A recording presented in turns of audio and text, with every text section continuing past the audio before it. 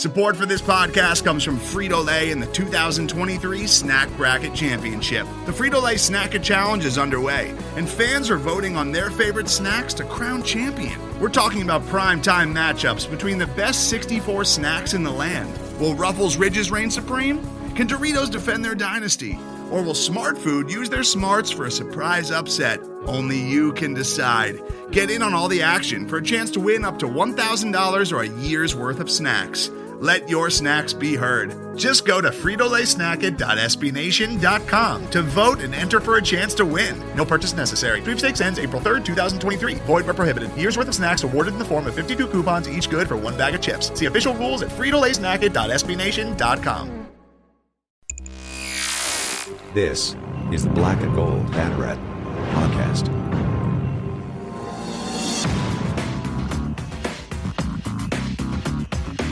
Now, here are your hosts, Jeff Sharon and Eric Lopez. And we welcome you to this special edition of the Black and Gold Banneret Podcast. Eric Lopez here with you. Coming up, we'll preview the Knights' 2022 season as it gets going this week when the Knights host Georgia, who's ranked 12th in the NCAA poll, alongside Minnesota, Fresno State, and Longwood. The Knights coming off a 41-win season in 2021, making the NCAA Tournament for the first time since 2016. With some unique questions. I bring back a nice nucleus, but lose Aaliyah White, the all-record-setting pitcher for the Knights who rewrote the pitching records at UCF, as well as Kira Clarkowski, one of the best defensive center fielders in program history, as well as Jasmine Esparza. Those are some of the key losses. We'll address that with Coach Ball-Malone coming up, as well as the outlook for the roster, this team, as well as this year. Plus, later on the program, we'll be joined by senior pitcher Gianna Mancha and senior outfielder Denali Schappacher to give us their thoughts on this upcoming season. That's all coming up on this special edition of the Black and Gold Banneret Podcast. You can, of course, follow us on Twitter at UCF Banneret_SBN.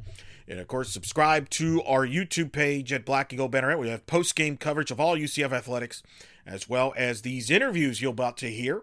And, of course, blackandgoldbanneret.com for all the latest. We'll get you a breakdown of all the coverage of UCF with recaps, previews, and much, much more. All right. Without a further ado, let's take you now to my interview that I had last week with head coach Cindy Ball-Malone to talk about the Knights season outlook in 2022, Team 21, as she says, on this 20-year anniversary of UCF softball. Here now, Cindy Ball-Malone on the Black and Gold Banneret Podcast. Joining us now, she's the head coach at UCF, of course, since taking over in 2019. Coach Bear, Cindy Ball-Malone, joining us, former All-American at Pacific, joining us here. Coach, how you doing? I'm doing great. How are you, Elo? Doing good. It's another season's around here. What's it been like for this group here with the fall, and obviously now as you get closer to the start of the season here, a young group, has experience, but still young. So what has it been like? It's definitely been different than the last couple of years. Like you said, we're young. We have, a lot of new faces, and some of our experience and kind of familiarity graduated and moved on to their next journey in life. And so I wouldn't say that brings the level of our talent or our play on the field down. It's just different. And so it's getting to know everybody, not only on the field, but our staff is brand new as well. So it's been fun learning each other and kind of learning, our culture and our way the past 5-6 months. So yeah, it's been different, but it's been fun and exciting and frustrating and all of the above. Yeah. Of course, one of the people you obviously moved on, but didn't move on in a way, was Aaliyah White, who rewrote the record books at UCF. She'll be appearing a lot on the UCF media guides in the record books, but she's on your staff. She's a grad assistant. Just talk about that adjustment, having her now on the staff and what she will bring to the table in that role. Yeah. Obviously we relied on her quite a bit. And so that's one of, we talk about that elephant in the room for sure, amongst our staff and amongst our pitching staff.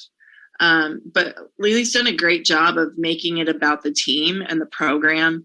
And she has such pride in UCF softball. And she wants to see it move on and continue to keep going, because there's times where you see, certain pitchers graduate and the program takes a little bit to get back to it. And so she's doing her part in helping those youngsters and preparing them for what they need. And it's just fun to see her want this program to go in the direction that it's going and not just be the Lily White show, if that makes sense. And that's what makes her so incredible.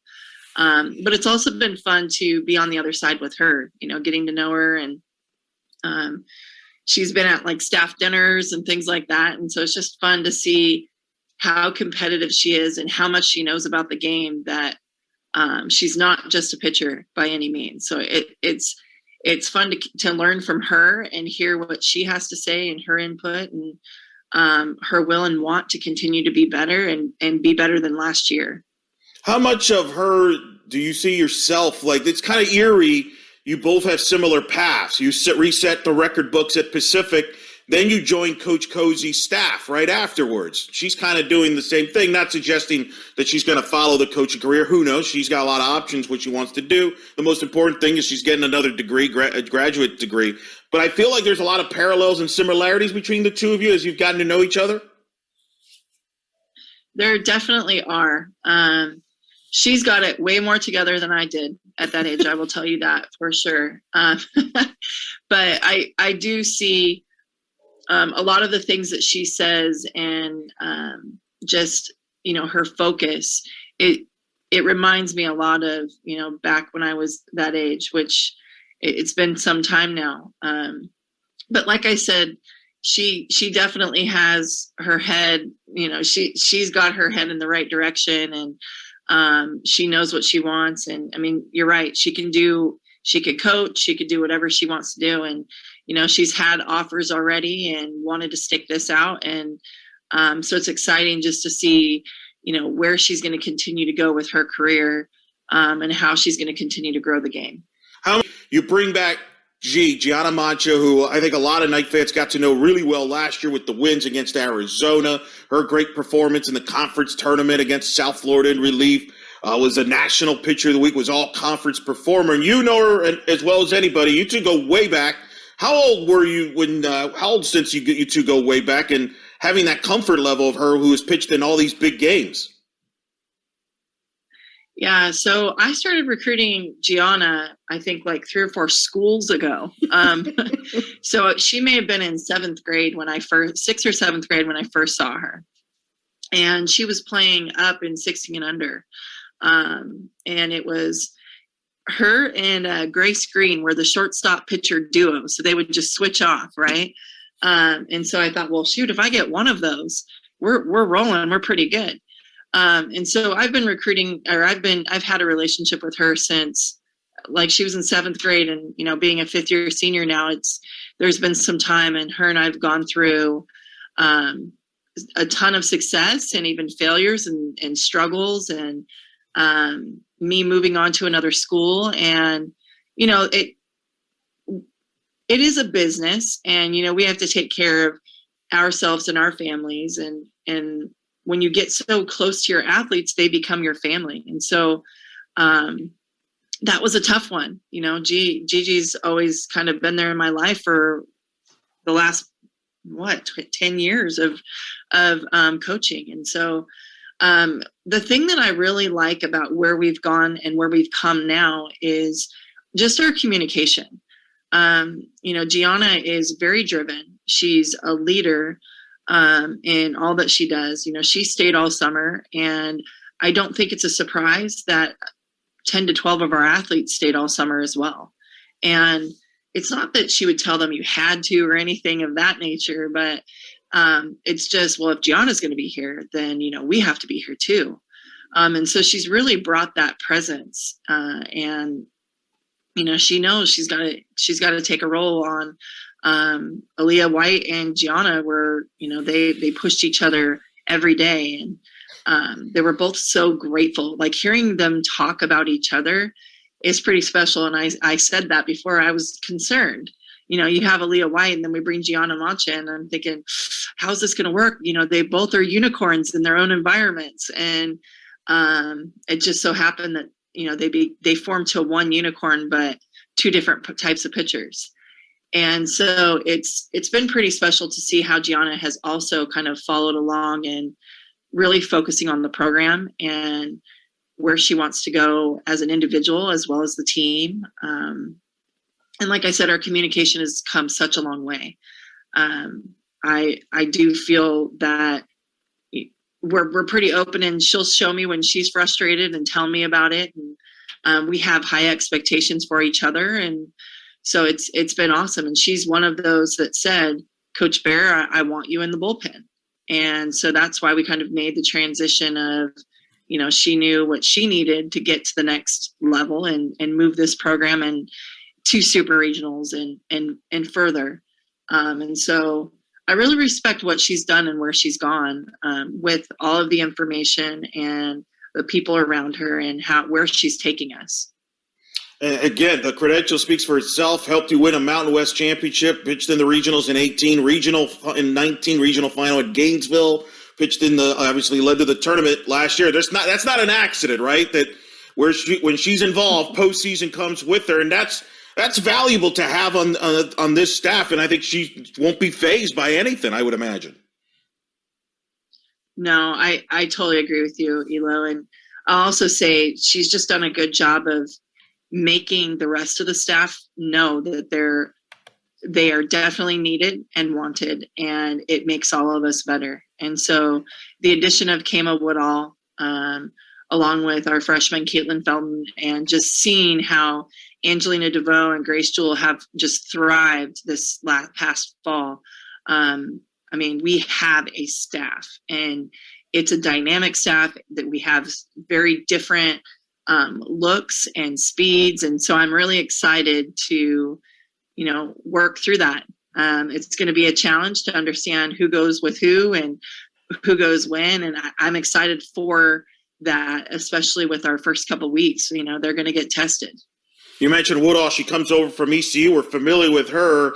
What does she bring to the table from that standpoint? And then you mentioned Felton, very highly decorated recruit player, one of your top, obviously, players from the class there. What does she bring to the table? I know that's a popular question I've gotten from fans. They're always fascinated with the new face as far as pitching. People always want to know about pitchers at UCF. So what can you tell us about those two? Yeah, well, Kama is somebody, our conference has seen a lot of her. And she is such a competitor, driven, but one of the most intelligent human beings that I've been around. She's going to move on to go to law school. We play this is like completely off topic and not softball oriented, but in the bullpen, we play like word association. And so we try to like stump the other pitcher of like, they say whatever comes to their mind when we say a word.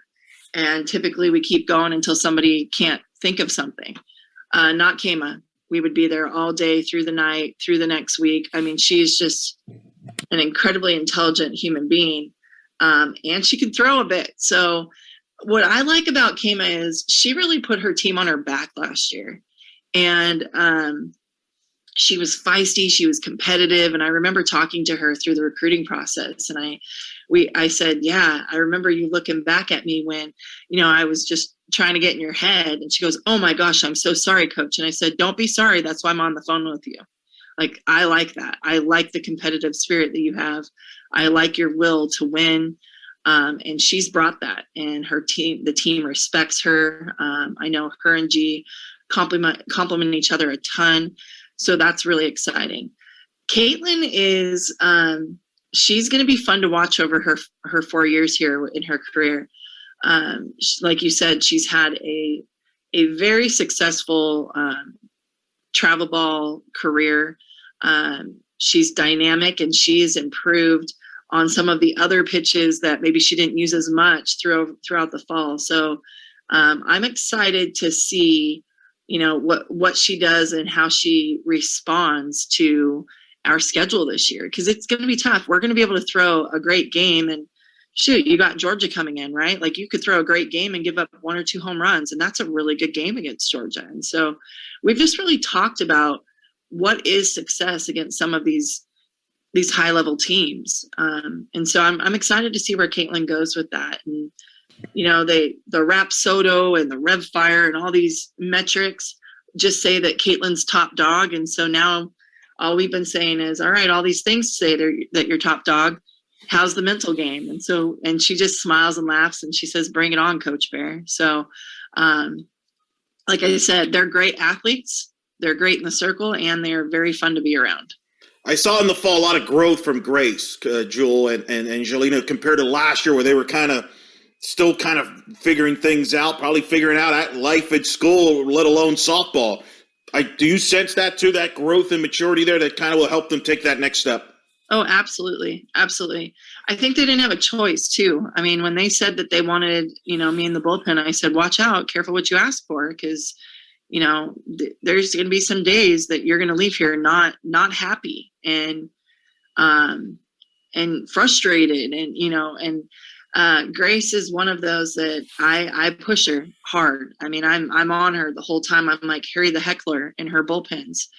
And she comes back to me and she said, thanks, Coach Bear, I got better today. And you can see she's like, just shut up, let me throw, but she'll never say it. But yes, just their velocity, their command, really coming into the type of pitcher they are. I believe last year we were throwing the wrong pitch with Grace. And so we've really honed in on the right pitch for her. And maybe that's right now. I don't know, but it seems that she's way more comfortable. She's way more bought in on it. And I'm seeing a huge difference too. So you've mentioned a couple times you're kind of back in the bullpen. For those that may not be aware, because when you got here, you were presented as more of an offensive coach, and rightfully so. You had success offensively at Boise State, ran the offense here, turned the offense around here at UCF. But I think if people have learned, and certainly I've learned, at the core, I feel you're a pitcher. At the heart and soul, you're still a pitcher. That's where you made your name. You're the greatest pitcher, great at Pacific. You were a two-way player. You've been a pitching coach, Washington, pitching coach at the U.S. national team, junior national team that won the gold. At the heart and soul, you're a pitcher. How much does that, was something that really you would just thrive on, being that pitcher and teaching that bullpen? There's something about that, right? You can't just let that go. Yeah, no, absolutely. And that was the whole, getting into after regionals this past year. Our team last year did great. I mean, they accomplished so many goals. You can't say that a 41 win season, is anything but awesome. But I'll still go to say we underperformed. For the talent that team had, we underperformed. And I think we ended where we were supposed to because we hadn't had the experience there. You have to be there and understand it and know what it's going through. And, some of the experiences of being there has really pushed them through their fall workouts.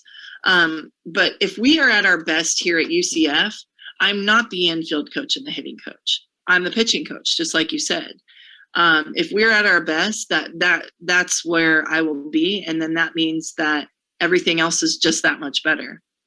And I tell you, we joke about it. The staff that we have is an incredible staff.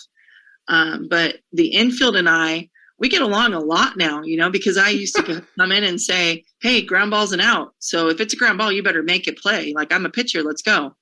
Now I don't have to be that person. And, I've got Justine Molina coming into my office every day and saying, hey, coach, how are you? And it's really helped, all around. I don't have to be that the barking bear behind them, telling them, what's up and what's going on. So yes, I do believe that we get better with me being in the bullpen and other people that are highly talented in the other areas with Whitney Jones and Tyler Heil, and then Kaya Gibson, our volunteer coach.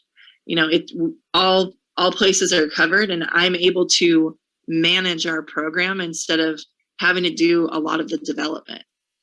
You mentioned Whitney Jones. She comes in the staff. You coached her when she was a player in Washington when you were on Heather Tarr's staff. She's been on Heather Tarr's staff for a while. Comes over to work with you. Talk about how that meant being reunited with her, and obviously Gibson also as well, Washington Husky as well. Right, yeah. Well, I'll tell you, Whitney Jones was one of the most prepared athletes that I've ever seen in the weight room and conditioning as a freshman. I mean, when she came in, I remember going up to Coach Starr and saying, she's a freshman, right? Like, why is she beating some of these sophomores and juniors? And she's like, that's why she's here. But she's also the most competitive person too. And so you put those two together and they're pretty lethal. But I look to Whit a lot, and I'm reading this book, and it says that you're supposed to be the dumbest person on the staff. If you're the head coach, hire some really good people. And I will never call myself dumb. I'm probably I have too big of an ego to say that. But Whitney Jones definitely challenges me in a way of, I got to get my stuff together to be on board and be on the same level. And you're going to see that. Teams are going to see that when they walk up, how we get ready, how we take possession of the field. And she has impacted that immediately. And I mean, when you see her, she's a strength coach. She's a certified strength coach that became a softball coach again. And so when you see her, I mean, the girls are like, well, I'm going to listen to her. Of course, look at her. And so it's just been awesome. And her desire for this, like, just her buy-in to me, I mean, you can't get that. Like, the three people coming in, just their support for me and this program. But it allows me to do what I need to do. You know, I missed the first day of January workouts to be at the USA trials. And I don't know that I've ever done that before, but I trust this group. And that doesn't say anything about any other groups that I've had with me, but this group works well together. You know, there's no page unturned. And I know Whitney, you know, kind of took the reins and ran with that when she needed to for us. So like I said, she challenges me. I cannot turn my back, or else she's going to be about 10 feet ahead of me. And then that's going to continue to keep going. So it's been awesome. It's been great. And she's definitely making me be the best leader of this program. You mentioned you went to the U.S. trials that took place in January. One of the players there was Jada Cody, who returns, obviously, part of a good group in the infield there. Obviously, she plays third and catch. Shannon Doherty's back. Justine Molina's back. We'll talk about the rest of the infield in a moment. But talk about Jada and what that meant for her to get that tryout, get invited through that tryout, and be among the 45 players to participate to try to make the U.S. national team. A heck of an achievement for her. Oh, absolutely. I had not realized that she was the first until I think you told me, and you know, Ken had mentioned it. And it's amazing because we've had some really incredible athletes here. But I mean, what an honor. You know, Jada is, whenever I talk to other coaches, they always ask about Cody. You know, why is Cody behind the plate? I didn't know she could catch. Why is Cody doing this? Well, truth be told, if Jada Cody got what she really wanted, she'd be in the outfield. That's her favorite position. And I just tell her, you're going to go wherever the team requires you to go. But, you know, what was awesome to see about her is she was learning, she was watching. It was just fun to see her maybe not be the big fish for once, and how she just, you know, responded and learned and brought that stuff back. Like, hearing her talk about her experience with the group, I mean, that is a win in its own. And I see her working just a little bit harder each day, knowing that she has not reached her potential. So it's been a great experience, you know, whether she's on the roster or not. I think that she put her name out there, and just being in that environment with the best softball players in our nation, I just, you know, you have to kind of pinch yourself. And she's done a really good job of responding to it and bringing it back and making us better here. Yeah, first UCF player to get the invite to participate is wear the red, white, and blue. And you mentioned that experience, to be around those talented players from all over the place. I mean, that has to make you a better player. It has to give her more confidence, right? I would imagine she came back a much more confident person for going through that experience.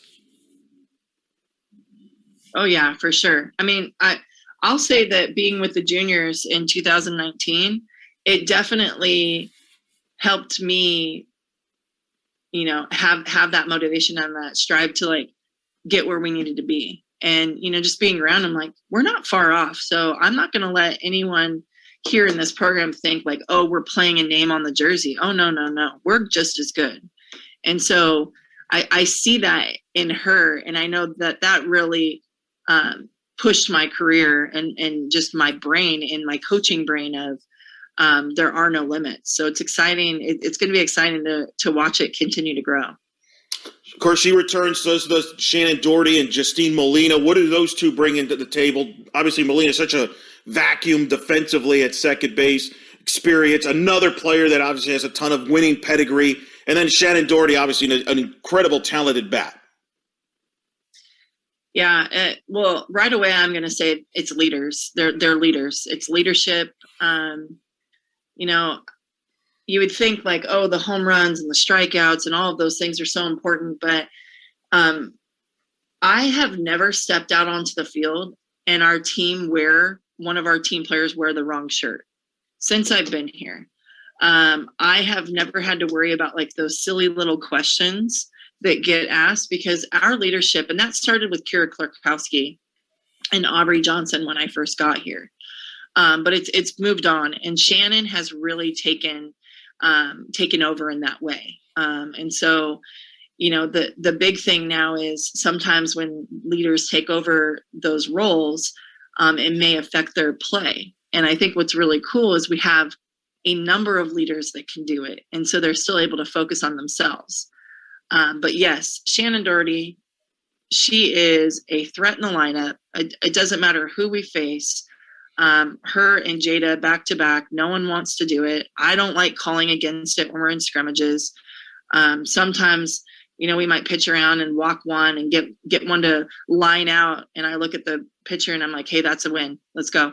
Because between those two back to back, it's not fun. And that's a really good thing for us. But you're going to see her in the infield a little bit more, and she's worked her tail off to be the leader of that infield and take over first base. And so I'm really proud of what she's done, not only as a leader, but just the amount of time and effort she puts into her game to be the best for her team. Justine Molina is a special player. She's probably the loudest, quiet player on our team, if that makes any sense. But, and you got to see it in 2020 in that first weekend out. She has such a huge impact, and she's the littlest on our team. She's sometimes the quietest, but when she has something to say, holy cow, everyone's listening because it's important. But just watching her, this is what I think of Justine Molina. She's doing her treatment, and I remember walking by her, and she had her phone out, and she just like scrolling like constantly. And I thought, what is she looking at? And I go over and kind of peek over her shoulder, and she's just watching tag plays at second base over and over again, like different tag plays. And when you come out and watch us, that's why she's so good. She is such a student of the game. She doesn't have to brag about it. She just such a student of the game. And like you said, the vacuum, like we feel very comfortable throwing on that side of the plate to just feed the beast, feed the 5-3 beast, if you will. But yeah, it's fun to watch them grow now into leaders, and they're doing a great job of teaching the youngsters and showing UCF softball in the way we roll in the locker room, in the weight room, in the community, in the classroom, and on the field. You always play a lot of players. People now that have seen your style, you play a lot of players. You play, you've called your bench an All-American bench as a weapon to win games. Speak to the rest of the infield, because there's a lot of new faces in the infield, young talent there with a lot of upside. One name that comes to mind is Ashley Griffin, who I got to see in the fall, has incredible power. Again, highly decorated recruit, highly rated recruit, might be the highest rated recruiting catcher that's ever come to UCF. Not that matters anything once you get on the field, but still, it shows the talent and has great character. I saw during the fall in the social media, she kind of gave an award to Aaliyah White because she wears 27 and what that number meant to her, which meant a lot to Aaliyah. So this kid seems to have a lot of the pedigree and the intangibles. Speak to her and then the rest of the infield and new faces you got.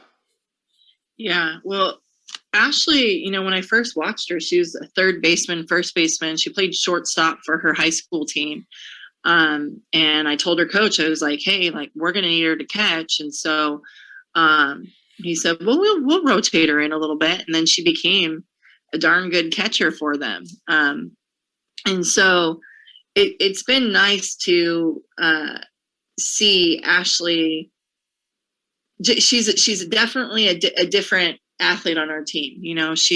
Our athletes, some of them are driving their little SUVs and cute cars. And here comes, Ashley's talking about she would drive a truck and listen to country music and has, a Jeep and, all that stuff. And so we did like a get to know you on the team, and hers were all very different answers. And you would understand that on the field, it's the same way. Like you said, she is just she reminds me a lot of Shannon. We call them the twins, actually. And I don't want to get ahead of myself, but I told them I'm ready to create some posters of the Bash sisters or something like that. So, you guys get rolling. Come on. No, but, she's a fun athlete to watch, to coach. She's so coachable. And what she did this fall to earn her number 27, blew me away. She made this really cool poster, digital poster, framed it for Lily. And then she wrote a poem or a letter to Lily and read it in front of the entire team. And I know that may not seem that big of a deal, but for a freshman to get up in front of this team that, 141 games, was nationally recognized, had one of the most watched games on a Monday night and all of that. And to get up there and read that to one of the most talented athletes in our program, I'm in. Yes, ma'am. I'm all about Ashley Griffin. Holy cow. And so Lily was all about it. Yep, she deserves that jersey and she's going to wear it. And because, there's times where you think people want to retire those jersey numbers. But my whole idea is I'll get into trouble if I do that, because I want to have athletes that we can retire all of their jerseys. So we're going to have to definitely recognize them in a different way. And wow, she hit it out of the park with that one. But like you said, she's going to be power. She showed a lot of power this fall, and just is really doing a good job of making us feel comfortable behind the plate as well. But what is nice is, her and Jada are going to be able to, and Carson are going to be able to share that time back there. So we're going to be able to stay healthy, and they're all dynamic and play a secondary position. Other new faces, Lala. But Lala is, we get her from the California Cruisers, and she is pretty special kid as well. Came in and was, doing the most pull-ups, ran the fastest. We did a hitting challenge. She hit the hardest, bunted the best. It was okay, what can't she do? Right. And then fall came around, and then she started to show, I'm a human being, I'm a freshman, and here are some things. And then she's taken that along and really, really done a good job of, taking over the shortstop role.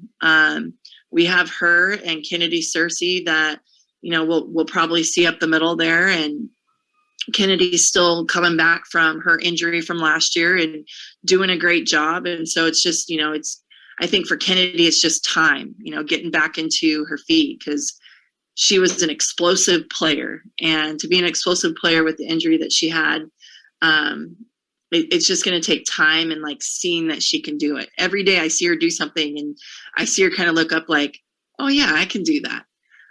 So you're going to see Kennedy in the infield. You're going to see Lala in the infield. Emerson Lee is a redshirt freshman who can really play anywhere in the infield, even catch behind the plate for us. So you're going to see her.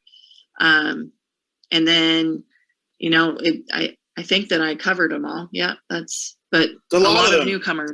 For sure. It is. It's a lot of them, and it's worth pointing out, and I keep teasing this, and I'm not saying it for lip service. I mean, X-Rating Softball is a very credible national recruiting site. It does the rankings. This freshman class that we're talking about right now was part of a top 45 class you brought in.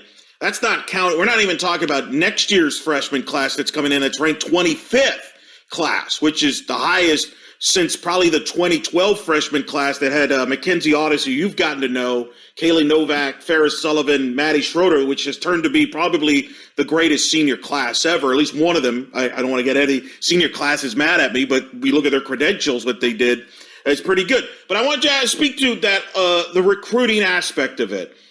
Because obviously there was news on college. I feel like UCF's going to the Big 12 down the road. How much of an impact has that had on your recruiting? But just overall, the vision that you have for the program has clearly players are buying in from a recruiting standpoint. Yeah. Well, I want to say first, it's got to be a good matchup for us. And we have to be different here at UCF, that we've called ourselves the disruptors, we've called ourselves so many things, but this year we've really talked about, it's got to be hard to be a part of our program. It's not an easy thing. And it's not just hard physically, but I'm talking mentally, emotionally, like the time and the effort put into it. And so just because they can play ball doesn't mean that they're the right fit for us. But going into the Big 12, we have definitely seen we're getting first looks now instead of, like you talk about, Ashley Griffin was a later get for us. We're getting that type of caliber athlete looking at us earlier. And so that's really nice. It also brings some other things along, like, okay, we got to start looking at certain types of athletes, but I'm not going to close my eyes to a Justine Molina either. Because, it's just not just size, just because we're going to the Big 12. You got to know how to play softball. And you have to have that instinct. And you got to see Justine Molina's a vacuum at second, but you've seen her base running skills as well, and some of the things that she can do. And so I think that is really also why we have the success that we have, because we take all of those differences and put it together. And I guess, someone really smart out there once said, like, we make this really incredible spaghetti sauce. And so I will say that we're going to get, some of those picks earlier, but we're still going to look for the people that really fit into our program, that are going to challenge our program and make it better, but that are going to respect our way. And because our culture, our locker room, like those things are why we do what we do. But yeah, I mean, the 21 class was worked on for some time, and the 22 class, we have a lot of Florida kids. So I think that really speaks to the talent out here in Florida, because that 22 class was recruited from past camps and then online. Right. And so, just to see that kind of come to play and be ranked that high, like, I'm proud of that, because we really talk about getting the best talent in our backyard. And there it is right there. We're putting our money where our mouth is. And so it's fun to see that really paying off, and to acknowledge how good softball is here in the state of Florida. Today's episode is brought to you by Cars.com. With over 2 million vehicles and 50,000 more added every day, Cars.com will match you with the perfect car for you, your budget, your life, your style. And if you're ready to say goodbye to your current car, Cars.com will get you an instant offer to cash it in. Just start by entering your license plate and get matched with a local dealer who will write you the check. So whether you're looking to buy or sell, just go to Cars.com. It's magical. Yeah, there's a reason why there's a lot of successful softball programs in the state of Florida at every level. I think there's enough talent, kind of like California, which you also have a pipeline to as well. So I think that speaks very highly. Now, we've talked about the infield, obviously, and let's also acknowledge Jasmine Esparza was a great leader, too, that graduated. Shannon's taken over at first for her. I'm sure she learned a lot from Jazz, so let's mention her. And I may bring that up because when you go to the outfield, Kira Clarkowski was the definition of a leader. I'm not sure who's going to miss her more, you or Denali Schappacher, who's known her since travel ball in high school, but she returns as the leading outfielder. Just talk about Denali and what she brings here in her final year. Yeah. Well, I'm going to talk about Jazz real quick too, because you had mentioned her, and when I got here, we put her in the 9 hole. She was that, like, turn the lineup over, and then all of a sudden last year she becomes one of our better power hitters. And so you don't realize what you have until it's gone. And we were very spoiled with a shortstop playing first base in Jazz. And you talk about vacuum, she locked it down over there. So it's been good that Shannon was able to play with her for 2 years and understand what's expected and how we want to keep moving on.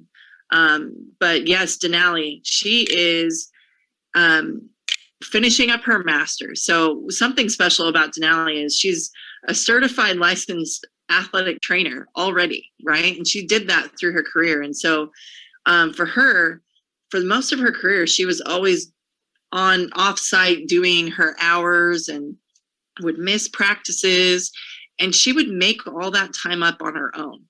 And so just to see how dedicated she is to her own success in the classroom and all of that. But I mean, the athlete that she's become and the leader that she's become, and she's been able to really give more to her team now, being more present.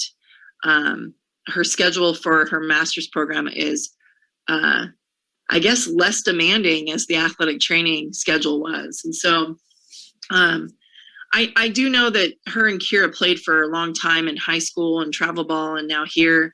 But that's our job in being leaders is, leaving behind their legacy. And Kira did that with Denali. Denali has really taken over. And I've said this before, the outfield here is probably the best outfield I've ever been a part of coaching. And Kira was a huge reason of that. But don't count this year's outfield out just because Kira graduated. She definitely left her legacy, and Kira comes and works camps and is present and known, and the girls know about her and they get to pick her brain. And so it's nice to see them carrying it on. And that's when you do it right is, they follow and they try to be better. And Denali's doing a good job of that. She was just named a captain last week. And I'll tell you, I put her through the ringer for that. This is her 5th year here. And you would think with her success as a softball player, that'd be a no-brainer. But again, I always told her, if you can't be present all the time because of your schedule, it's hard to be a captain. And she bought into that and stood behind it and stood by it. And now look at her go. So, our fans Knight Nation would be super proud of what she's done on the field and, what she's doing in the classroom and what she's going to do next year and beyond. Part of a deep outfield group. An outfield, because you like to have versatility. You like to have outfielders that could play multiple positions. You can move them around if you need to. You have sometimes you like to play them in certainly defensive situations, et cetera. But you've got a lot of talent depth here in the outfield. So how do you sort out through the outfield here? Because you've got a lot of options. Obviously, Schappacher's one of them, but you also brought in a talented transfer from Florida Gulf Coast, and you've got a lot of returners in the outfield. Yes. And they do a really good job of making my job difficult because it's hard. They keep pushing and, they try to separate themselves to win the spot, and then the next person rises to the occasion. And so the competition is awesome out there in the outfield. We've got Nene Rowe that'll probably take over center field duties. We love Schappacher in right field. She does a great job. I think it's one of the toughest outfield positions, especially with some of our pitchers. And so we like how she locks that down. And Nene I know people say this, but I think she's really studied the game to be Kira 2.0, if you will. And I love just the dialogue and conversations that she's had with Kira when they both are teaching an outfield session at camp. And so it'll be exciting to see how she takes over that area. And then you've got Maddie Bejarano and Elise Volpe that, those are two that are really giving me a run for my money. Katie Bird's like, okay, who am I going to start in that third outfield position? And then, of course, Kennedy Searcy has played outfield last year, too. And then we have a freshman in Avery Wong. And we have another kid, Demaria Cannon, that, she hasn't seen a lot of time out there, but she's really sharpened up her tools to have just the throws on target, on plane, like just really staying within routine defense and adding a little bit more to her offensive approach as well. So, yeah, again, a great group led by Denali. They're all very fast. We're going to have a fast lineup, and a lot of it has to do with that outfield that we just talked about. But we kind of took slapping away from them in the fall. We said, you got to learn how to hit. And it was a struggle. We maybe didn't score as many runs as we wanted to in the fall because of it. But now that we've added the slapping back, they have all three. And so we have a few like true triple threats on the team now. So it's going to be fun to see all that put to play, work through it. And I don't know. I think being in this place now as a coach, I'm in that part of my career where I'm excited to like maybe fall down a bit and then continue to learn how we're going to be even better for it. It's now being there and getting the program in the position that we're in. How can we continue to get better, enjoy the people around us? I mean, I think being back in the bullpen, being able to, like I said, manage, I'm really enjoying this team, and I have time to like step back and have a conversation with them. And so I'm really excited to continue to watch them grow. I would be silly if I didn't think that this schedule was going to put us through some growing pains. And those are the growing pains we want to have. So we're the best version of Team 21 at the end of the year. And we're Team 21, even though it's 2022. You mentioned the schedule. It's a top 25 type schedule because you're literally playing most of them. So you've got number 4 Florida State, which you're going to be playing part of that marquee tournament at ESPN, week 2 of the season. That's the premier tournament in the sport alongside Mary Nutter. You got Florida number 6, which comes to the Plex at the end of February. You've got Georgia, who you will open with. They rank 12th. This is the NFCA poll. Wow, that's like a Heather Tarr coaching reunion there because Jeff D'Amico is the assistant there at Georgia now. And Tony Baldwin, who you coached with on the U.S. national team that won the gold on the under-19 team. So you got Virginia Tech coming here. They're ranked 13th. Michigan, who you're going to play in Clearwater, they're 16th. JMU comes here. James Madison, a big story in softball. They're ranked 17th in the country. Tennessee, you'll play in Clearwater. They're ranked 22nd. Liberty comes here for a midweek. Dot Richardson and company, they're ranked 24th. And then Wichita State, who we know very well, they're ranked 25th. I'm not even mentioning teams like Minnesota is receiving votes in the top 25. Ole Miss is receiving votes. Fresno State's receiving votes. They're all on your schedule there. That's a wow. Yeah, you just have to giggle a little bit. I mean, it's what they want. Like that's why when we talk about that recruiting piece, the people and the athletes that choose to come here and know we're going to play the toughest schedule that we can. And it's not going to, we're preparing for that. As a coach, if you've watched us, I'm pretty darn competitive and I'm pretty animated in the games. And I've been like coaching myself up, and my son has learned how to meditate in school. And so he's been even helping me a little bit of, I don't know if it's either Teenage Mutant Ninja Turtles or school that's taught him this, but we've been taking a moment of silence and meditating because I know I'm going to have to understand what it's like to, not be on top in every pitch and every game. And that's where I want to be, and that's where this team wants to be and this program wants to be. So, you keep bringing it up, and I think back in the day, I probably would have my palms would have been sweaty and all of that. And every number that you listed off, I'm like, bring it, let's go. This is awesome for these women that we get to be a part of this journey with them and learn. And So it's been interesting. It's definitely a turn for me in my career, because it was always, if we're not win-win-win, then there's something wrong. And so I have to thank everyone here at UCF and the teams before this team that have gotten us to this point, because having this confidence and being in this place is an amazing feeling. And it really attributes back to, the 2019 team, the 2020 team, and even last year's team. And that's what's so cool is when you get to the World Series, you hear the teams talk about tradition. And UCF has tradition. I mean, we've had great tradition prior to even the time that I've been here. And that's why I came here. And so just to, get it out there, nationally recognized, and have people talk about it as much as they are, I mean, that speaks to everyone that's worn a UCF jersey, and they should be proud. And our girls' goal is to get all those alumni up there in that stands at the, end of May, beginning of June, being crazy and loud for their alma mater. So they have a huge vision board of it. It's, it's in their everyday language, and it's not coming from the coaches. It's coming from our women. Last things, obviously the American, Wichita State, obviously USF's good. They got Corrick back. And I've talked to Coach Erickson and Coach Bredbender, and they've talked about the fact that you all have this bond to support each other. You're competitive on the field, but that you support each other off the field. Like last year, you would try to keep track of how you're doing in the regionals, represent each other, represent the league.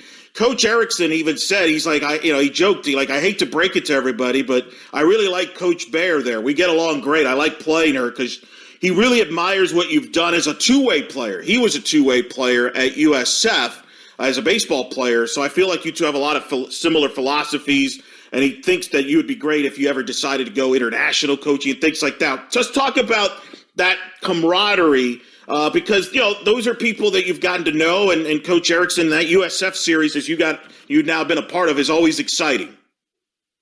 Oh yeah, definitely. I would say both of those teams, our series, are always that we've always got. It's to the last pitch, and it's keeping people on the edge of their seats. But I think that's what's cool about our game is we can want to go kick their tails on the field, but afterwards, we have that group chat that we had when we were all in postseason last year, and we're telling each other like, go give them hell, and all of that bit. And so it's exciting to have that support, and it's really comforting too to have that support and know that we're growing our conference. And we believe that people should respect our conference, as we talk about the Power Six and whatnot. And shoot, I believe in our game in softball, and you could cut this out if you want to, but we don't even need the number 6. Like, we're up there in softball. And so it's just making sure that the people are aware of it and continuing to keep pushing. And I mean, the last 2 teams that played at the end of the year last year had to get past Wichita State and us. So that, and that shows a lot of where, the teams in the American Conference, what we do, the competitiveness of our schedules outside of conference and even inside conference. So, and it's fun to have competitive people that you compete against, and then you can talk about it afterwards. That's the best. And some of those people are, my closest friends in this game and in life. So, but much respect to Coach Ken Erickson too. I mean, he kind of took me under his wing in the international game, and just would share stories and, help me out when it came to, just staying out of the way of Montana Fouts and Megan Framo and letting them do their job. But, I mean, it's awesome to see the support and where we're at with that. Christy was one of the first people that texted me when we got the announcement of going into the Big 12 and how excited she was for our program. And, we need that. We get the birthday messages, and it is so much more than just the game of softball. And so I think we teach that to our team, and being able to practice it ourselves is, it's special. Last question for you. What's going to be the keys for your team as you get going? Because I know you like to learn about your team once they get into live action. It's a process. It's a marathon, you've said before. What are some of the keys for your team to accomplish your internal goals, and what are some of the questions you're curious to find out about your team when it gets going? Yeah, well, we always say the superstar at the beginning of the year is never the superstar at the end of the year. And I mean, we just talked about with our team a couple days ago is I said, okay, who's the superstar on our team? And they all kind of looked around and they wanted to go point to somebody. And then they're like, wait a minute. And I said, that's what's cool about our team, guys, is tell me what day. Let's pick a day. It's going to be somebody different every day. So that question that I have is, what's going to help the freshmen most to get through things and move on. And because we can always look back and say, oh, we used to have this, or, oh, we have this. And we have some very talented athletes that are playing on different teams right now. And some of that is their choice. And some of that is just, with COVID and money and all of that, it's tough. And, not looking at that and really focusing on our team of 22 athletes. I think the biggest thing for them is to understand that I think one of my biggest strengths is playing matchups, like you talked about earlier. And it's not necessarily like, oh, I want to try to see how many people I can get into the game. It's really playing chess instead of checkers. And so we want to have the best matchups offensively, but then have the strongest defense that we can have, especially at the end of the game. And so it's going to, who is that and what is that at the right time?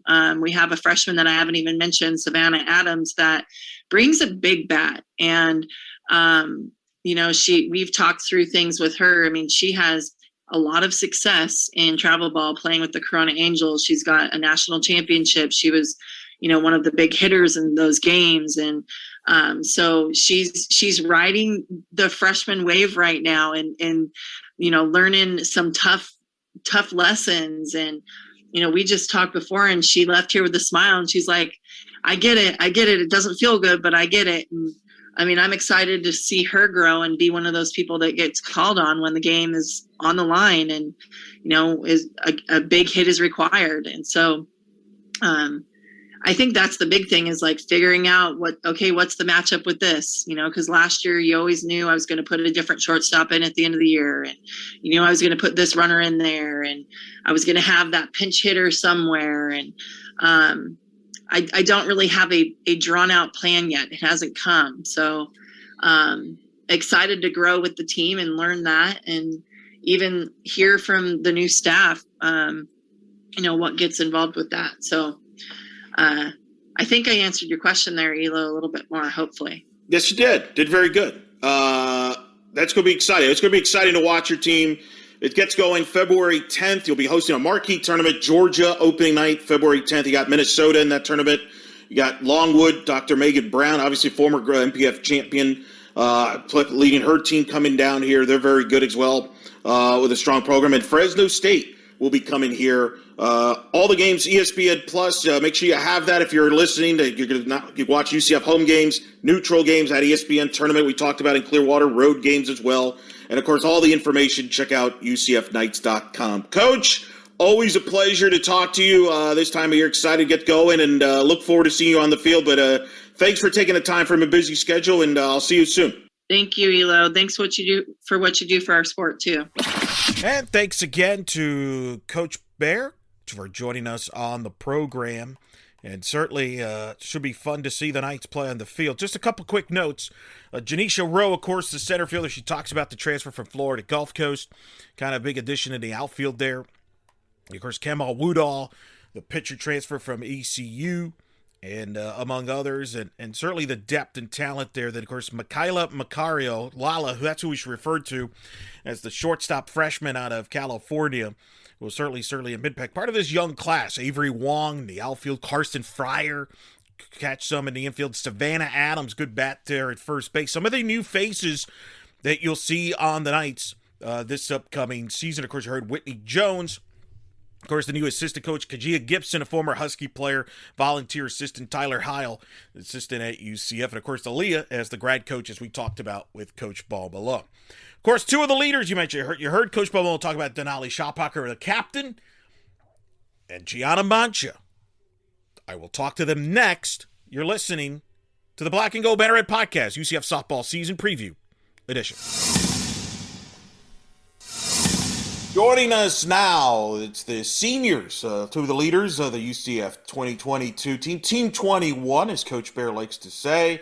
Speak of senior pitcher Gianna Mancha and a senior outfielder Denali Schappacher. Ladies, welcome. Good to talk to you once again.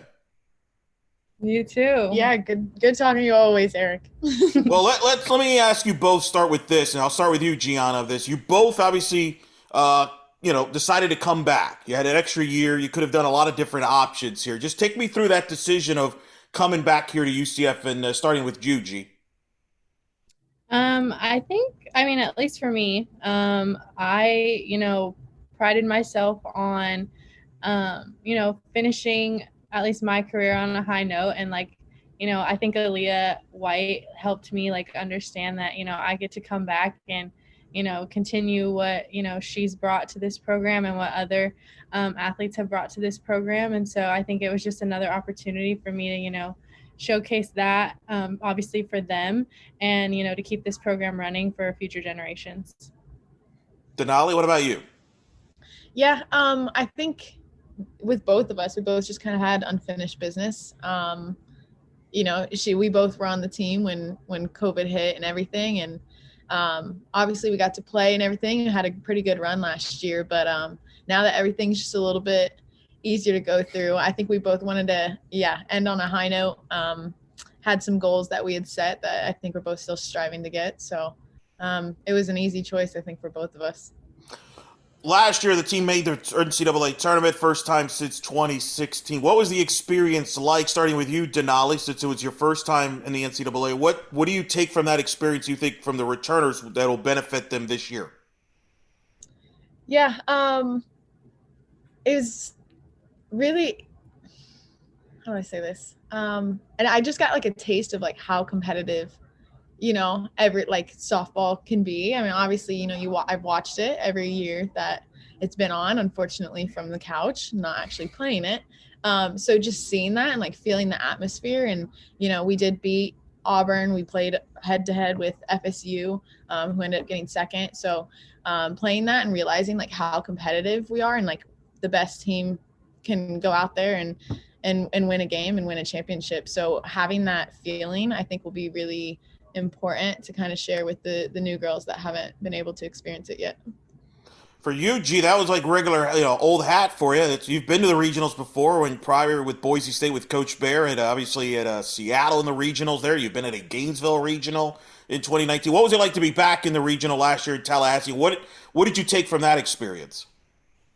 I think, out of the 3 times that I've gone to a regional, that time, and not taking away from any of the teams that I've been with, I felt the most confident in our team being there and our experience, whether or not we had been there before or not. It felt like we had, we prepared and had the confidence we needed to have going into it. And like Denali said, we were head to head with FSU and they were runner up in the World Series. So, I mean, taking that and using that as our fuel to what this year is, and making sure that the girls who haven't been there and don't know about it yet, letting them know about our experiences and giving them that knowledge to help them when we do get there. So now both of you have a teammate that graduated that you both knew very well. Let me start with you, G. Obviously you mentioned earlier Aaliyah White.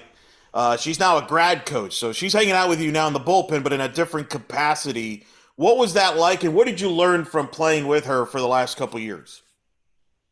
Aaliyah's awesome, and I think it's awesome to be able to have her for my last year too. I looked up to her a lot last year and the year before that coming in. And, I've had my moments of oh my gosh, I can't believe this is my last year. And she's been there for me and letting me know, you're not alone. I've been in those same situations and I understand where you're coming from. So just having her as someone that I can lean on if I ever need it, is awesome to have, and knowing that she's been through similar experiences as me and maybe even tougher times than I have. It's awesome to be able to just look over and she's right there. Of course, you, Denali, you had a center fielder named Kira Klarkowski you've played with for a long time, going back to high school travel ball, even younger than that. What's that been like? What impact did she have on your playing style, and obviously playing with her throughout her most of her UCF career? Yeah, it's been an adjustment, just not having somebody that you've been playing with for 8 straight years. You actually have to form relationships instead of it just having it there just naturally. The way we kind of did things is similar to how I'm kind of trying to, pass down through our outfield and all the new generations, and obviously working with Coach Kaya, our new outfield coach. But yeah, just having, she set such a high standard, and being able to replace that, it's been pretty difficult, but I think we have some pretty good contestants this year for that. So trying to figure out different relationships has definitely been different, but yeah, I'll definitely miss her this year. Well, tell me about the outfield there. Who has some of the outfielders that's kind of stood out to you there? You got a good mixture of veterans back, but some new faces as well. Yeah, so we have Nini Rowe. Oh, we're going with the nicknames here. Okay, we're going nicknames here. Yes, Janisha is her full name. But from FGCU, we played her our first game last year. And I specifically remember her because she just kept getting on base. And I was like, we have got to get this girl out. And then she was making good plays. And I was like, wow, we could really, we could use this girl. And then it just so happened that she came here. So having Nini, we have a new freshman, Avery. She's also right field, so having her there it's been really cool, just being able to pass along information and everything like that. And then also we have our existing staff and a couple of girls that have been utility players in the past are coming back to the outfield and dominating, honestly. So we've got a pretty stacked outfield for sure. Yeah, I can sense that. Obviously you're the kind of the veteran, the leader of the pitching staff, but you have a fellow senior that came over from ECU in Cam Woodall. What have you seen from her up close?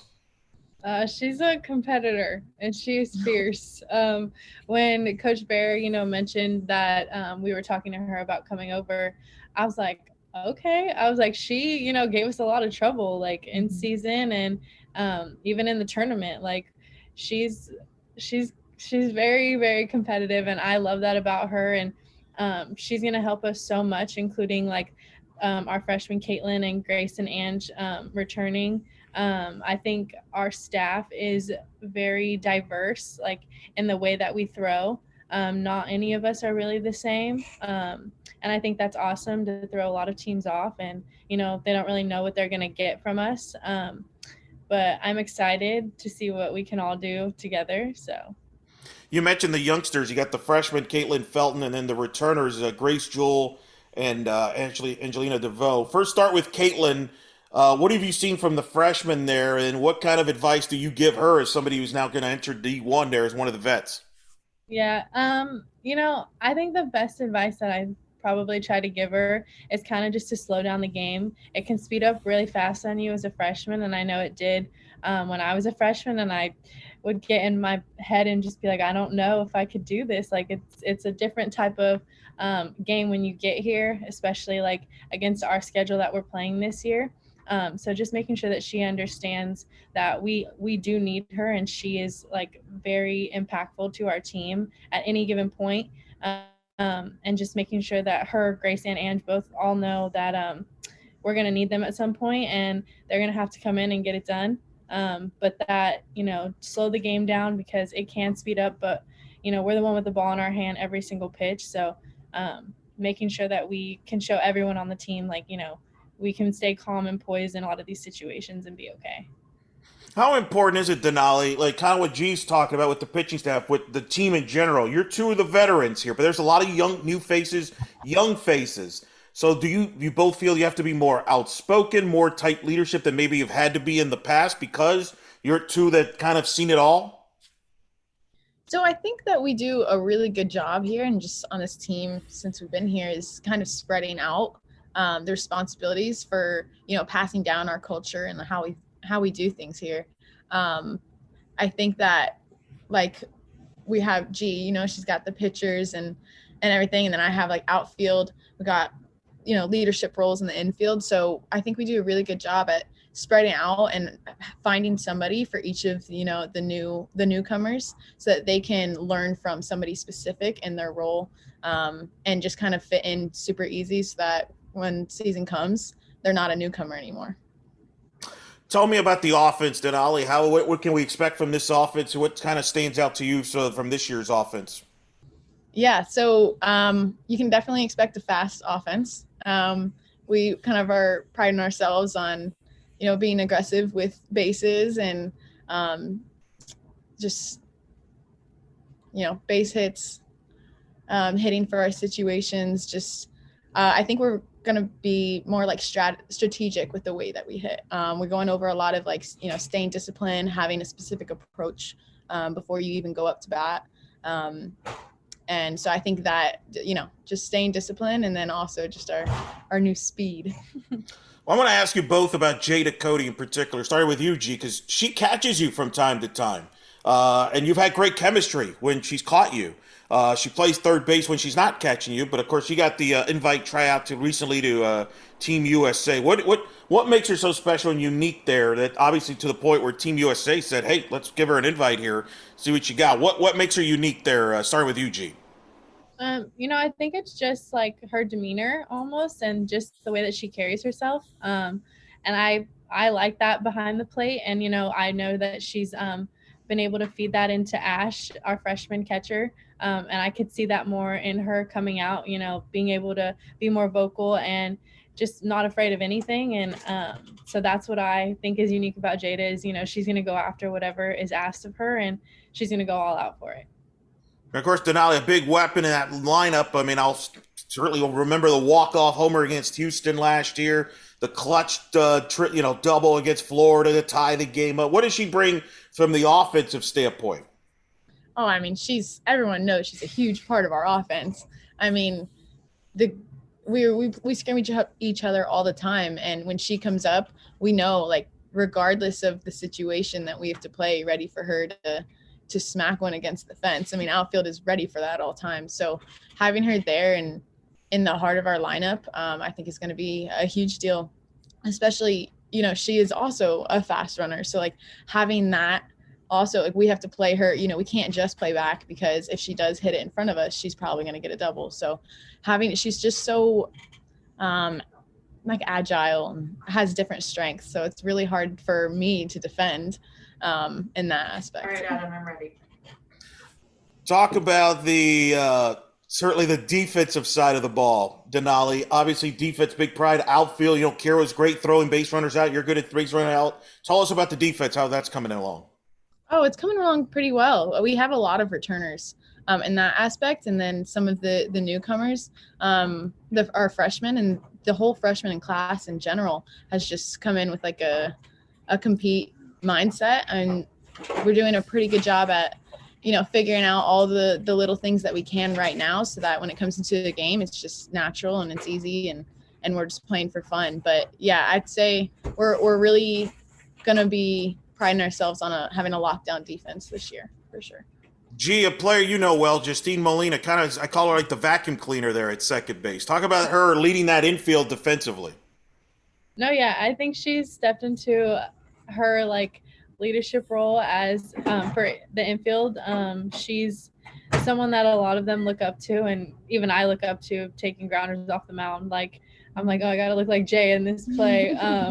But she's been able to really, express like her knowledge and like what she's been through, and just kind of like how she plays, which is like, I know she doesn't get too like mental, and she can just like go out there and play free, and like you could see that too. And like, she's someone obviously that I've had for 4 years now, so I mean, that left side of me, I could trust like any ball going over there. I'm like, she's gonna get it. So let me ask you both, starting with you, G, how are you a better player now than when you first arrived here at UCF? How are you better now or different?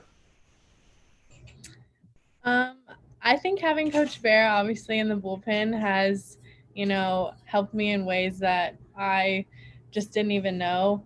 Coming into UCF, I knew that I needed her, like, and that was what I was missing, obviously, when she left Boise State. And being able to become a leader and be behind like Kira and Aaliyah and all the ones and Aubrey that were here, seeing them and the way that they led the team and, that the way that they've gave back to this program, like, has really inspired me to, like, I'm playing for more than just me, obviously, this last year, obviously for them and like future generations and the girls that are committed here, my family. So just kind of having in the back of my mind that I'm not playing for me, like I'm playing for something bigger. And you've known Coach Bear since, 8th grade, right? Since recruiting. What is it about that? But you mentioned that because, she's now in the bullpen more with you and all that. What impact has she had on you, obviously, to the point, a big impact, obviously, in your life? Yeah. She's literally, my mom always says, she's like, oh, just go talk to your second mom. She'll know what to say. Like, literally, like, she just is, we're a lot alike. Like when she used to play, we're both like perfectionists and she understands a lot of the things that I go through, or like, she's like, whenever I'm thinking this, I think you're thinking it too. And I'm like, I probably am.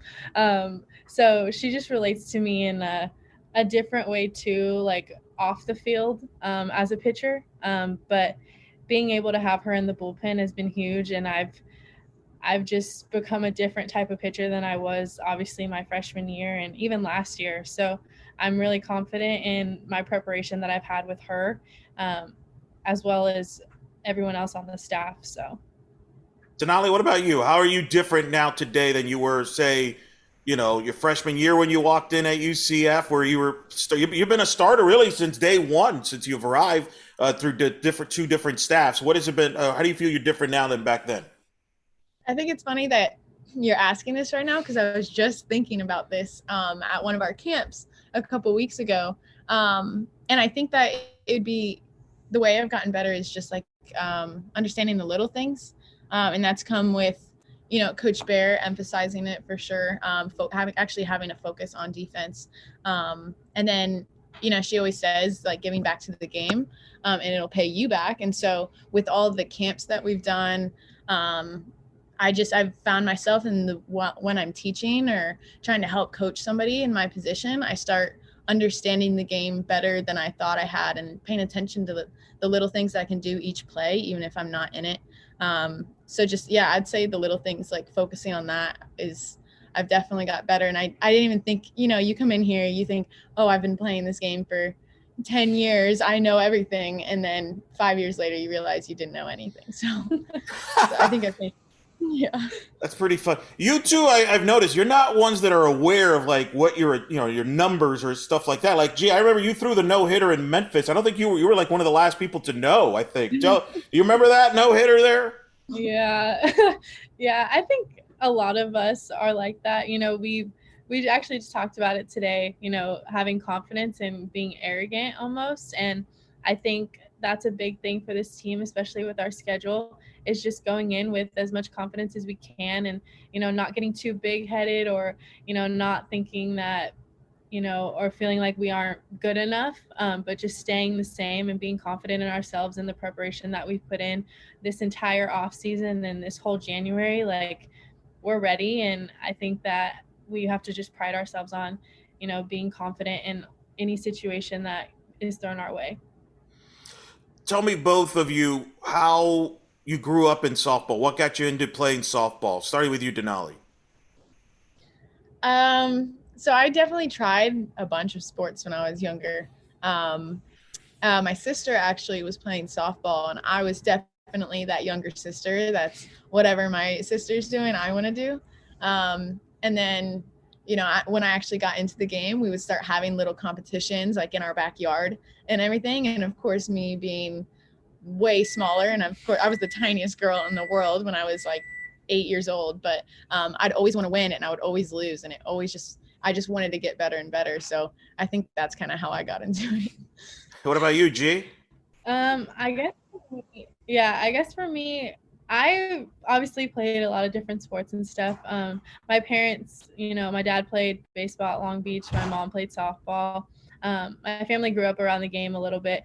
I actually was never like really good at it. Like up until I think middle school, I was like, oh, okay, I think I could play a little bit. I just never knew, like what it was really about. And I never like took it very seriously up until about like getting into high school. But yeah, mine was kind of just like off a whim, let's go play softball. And then, ended up finding out, okay, like this is what I want to do.